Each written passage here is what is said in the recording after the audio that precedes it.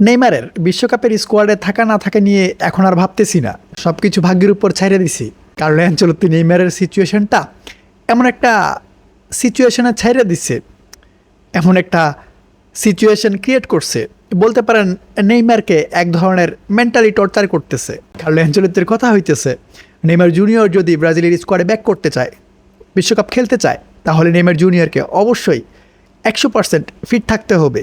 আর এই 100% ফিট দেখানোর জন্য নেইমার জুনিয়র অ্যাগ্রেসিভ ফুটবল খেলতেছে, যেটা আমরা দেখতেছি। নেইমার জুনিয়র ফোর্স করতেছে, নিজেকে প্রমাণ করার ট্রাই করতেছে।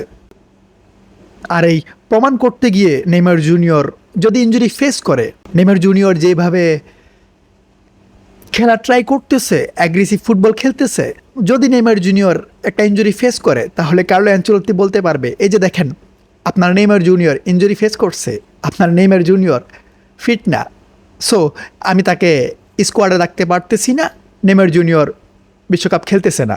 লাস্ট পর্যন্ত আই থিঙ্ক এমন কিছুই হইতেছে।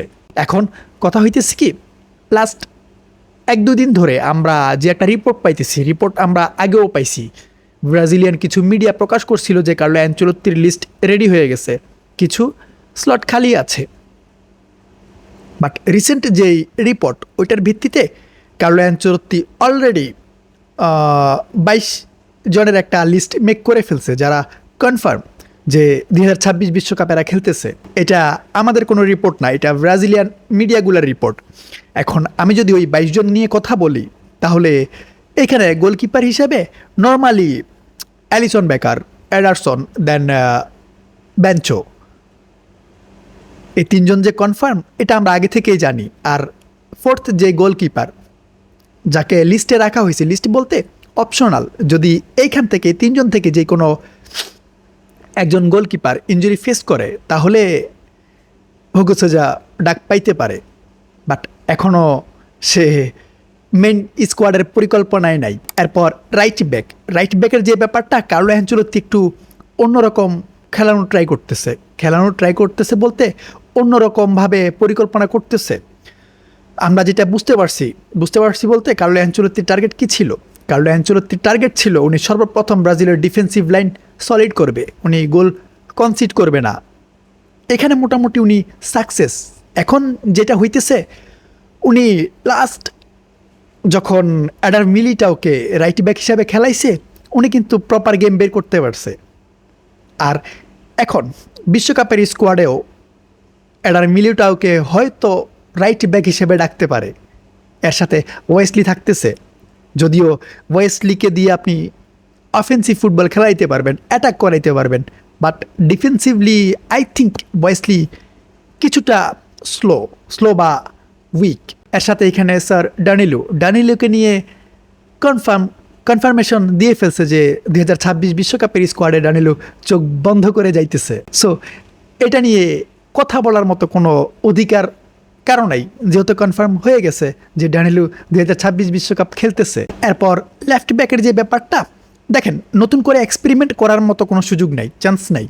সো আগে যাদেরকে নিয়ে এক্সপেরিমেন্ট করছে, যাদেরকে ট্রাই করছে, এদেরকে দিয়ে আই থিঙ্ক ট্রাই করবে, যেখানে আলেক্সান্দ্রো আর ডাগলাস সান্তোস আছে।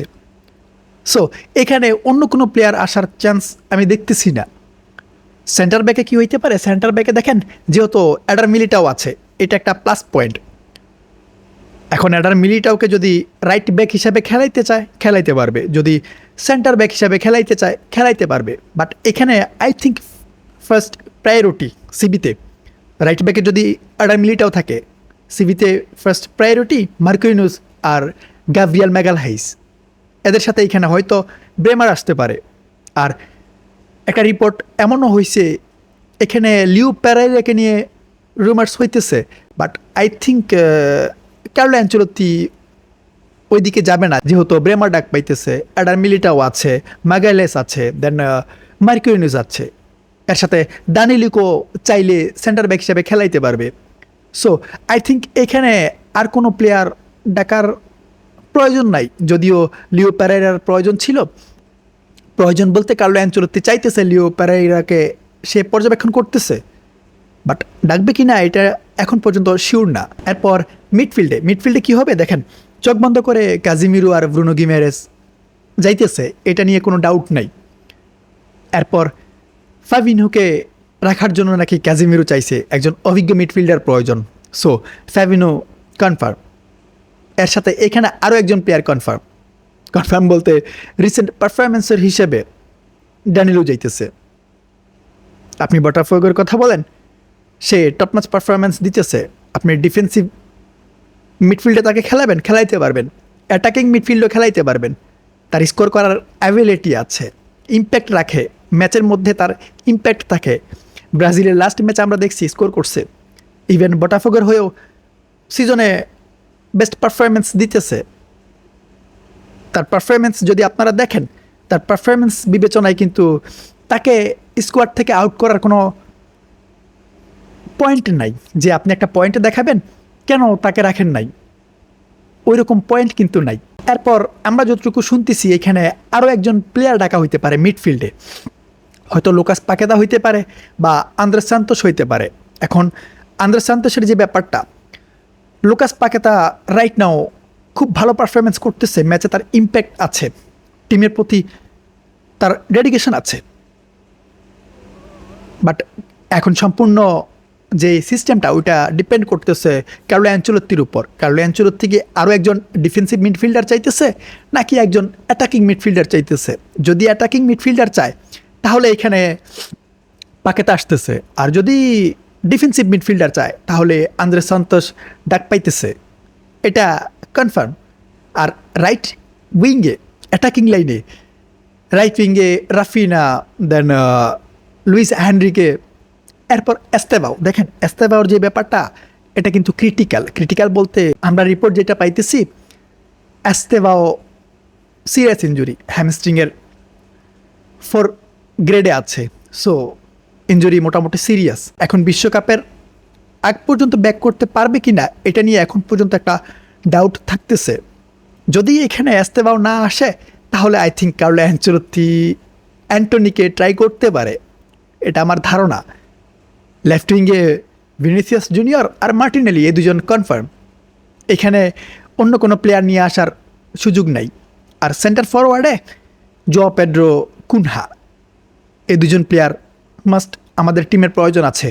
কুনহার প্রয়োজন আছে ভাই, কুনহা টাইপের প্লেয়ার আমাদের এই স্কোয়াডে নাই বললেই চলে।